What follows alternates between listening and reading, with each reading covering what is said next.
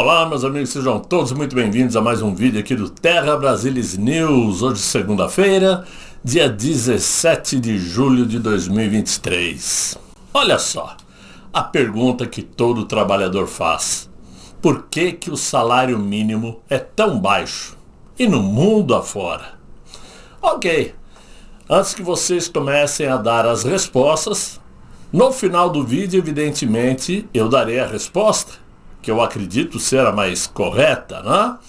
E quero lembrar a vocês que logo abaixo do vídeo, no primeiro comentário, tem um link do vídeo político lá no Rumble, ok? Conto com vocês. Muito bem. Eu quero começar esse texto, esse vídeo, dizendo que, tirando a graça de Deus, não existe almoço grátis nessa vida. Pois tudo que se movimenta em nossa sociedade está diretamente ou indiretamente ligado à economia. Se a economia vai bem, sua vida também vai, e vice-versa.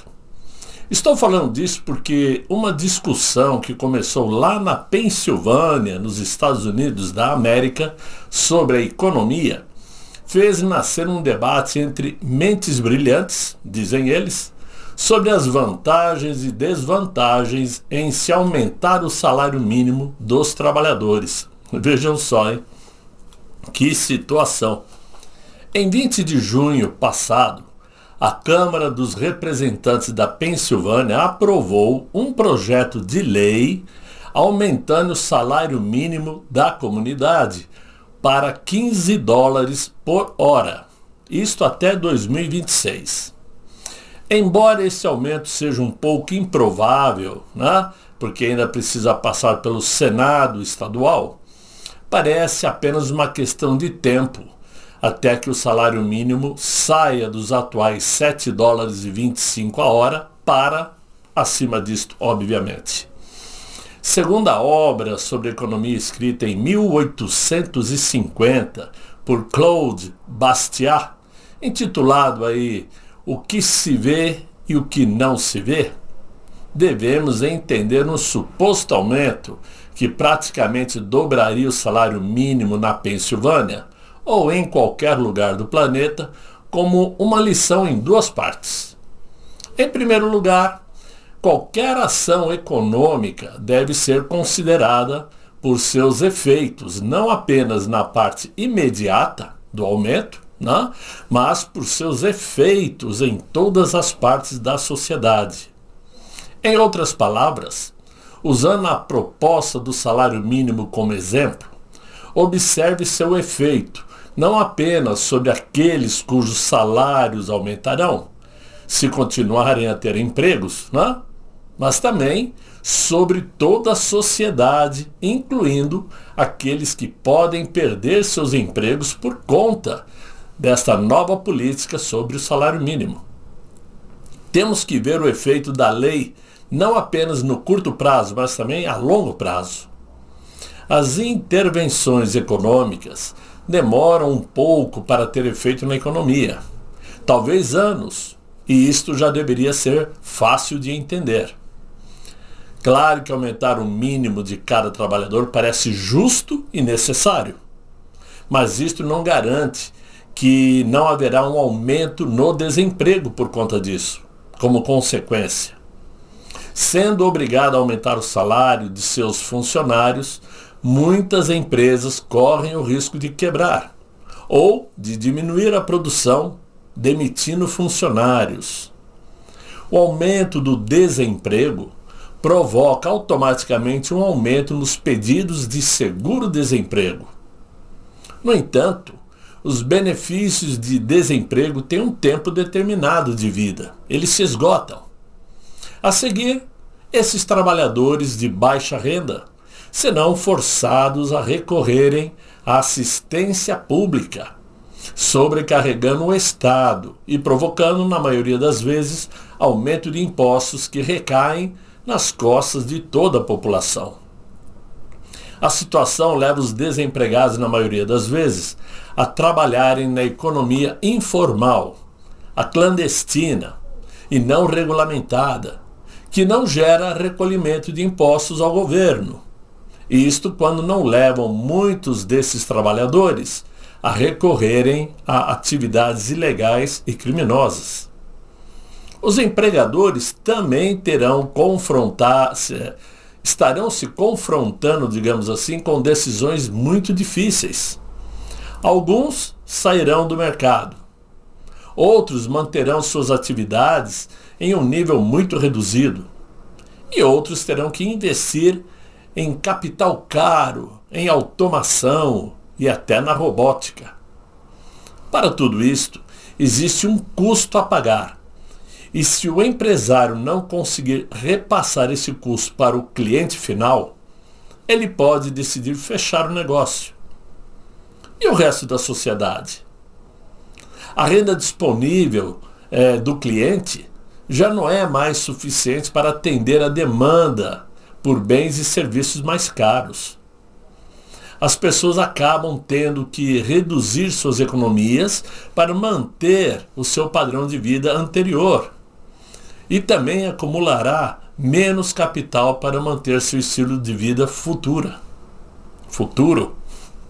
Como consequência disto, as empresas em geral sofrerão uma redução de capital quando todas as reduções de economia forem somadas. Muitos dizem que com o salário mínimo maior haverá aumento de consumo e, consequentemente, as empresas produzirão mais para poder vender e contratarão mais funcionários para poderem produzir, o que diminuiria o aumento de desempregados. Isso é uma verdade. Mas se isso fosse realmente essa verdade que imaginamos, e faz sentido, por que os salários mínimos mundo afora não alcançam $20 a hora, 40, 50, 100 dólares a hora? Que faria a economia aumentar, acelerar, criar empregos, etc. e tal. Por que não é assim?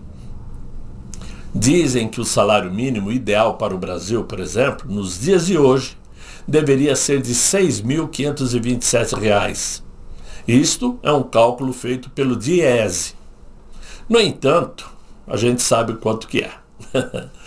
A resposta para isso tudo é um pouco simples. No caso do Brasil, por exemplo, dizem os especialistas de plantão que o salário mínimo não afeta somente as empresas privadas, mas vários gastos públicos que também estão ligados a ele, como as aposentadorias do INSS e os benefícios sociais para famílias pobres. O nosso salário mínimo tem um grande impacto sobre a Previdência, porque o rendimento dos aposentados também é regulado pelo seu valor. Quando aumenta o salário mínimo, o governo tem que aumentar o valor da Previdência. Além disto, existe um sério problema para as contas do governo, que são as pessoas que nunca contribuíram com a Previdência Social e que hoje recebem um salário mínimo como aposentadoria por idade, por exemplo. E se levarmos em conta que a longevidade de vida hoje pode chegar aos 80 anos de idade, cada cidadão que se aposentar aos 65 anos teria aí 15 anos ao menos de benefícios, sem nunca ter contribuído com nada. Além de aposentadorias, diversos benefícios e políticas de transferência de renda também sobem quando o salário mínimo é reajustado, como o BPC, que é o benefício de prestação continuada pago a idosos e deficientes de baixa renda, seguro-desemprego e abono salarial. Para se chegar a um patamar de salário mínimo mais digno para as pessoas, sem ter como consequência esses efeitos colaterais, seria necessário aumentar a produtividade de modo proporcional, o que depende, entre outros fatores, de políticas públicas capazes de alavancar a economia, reduzindo as desigualdades sociais, começando pela melhoria na educação e buscando uma maior qualificação na mão de obra. Mas a principal solução estaria na diminuição vertiginosa dos gastos dos governos em geral e a eliminação da corrupção política, o que já ajudaria significativamente a melhorar a qualidade de vida da população. Disto nós sabemos, disso nós temos certeza. Então, meus amigos, é o que eu tinha para vocês nesse vídeo de hoje. Espero que vocês tenham gostado. Convidem os amigos para me acompanharem aqui no Terra Brasilis News. Se inscrevam, né? Deem um like aí para ajudar o canal. Não esqueçam de buscar o vídeo político, né? Aquele que vocês gostam, lá no Rumble. Eu conto com vocês. Desejo a todos um excelente fim de noite. Muito bom descanso. Até amanhã, se Deus quiser. Ele há de querer. Fiquem bem. Fiquem com Deus. Tchau, tchau.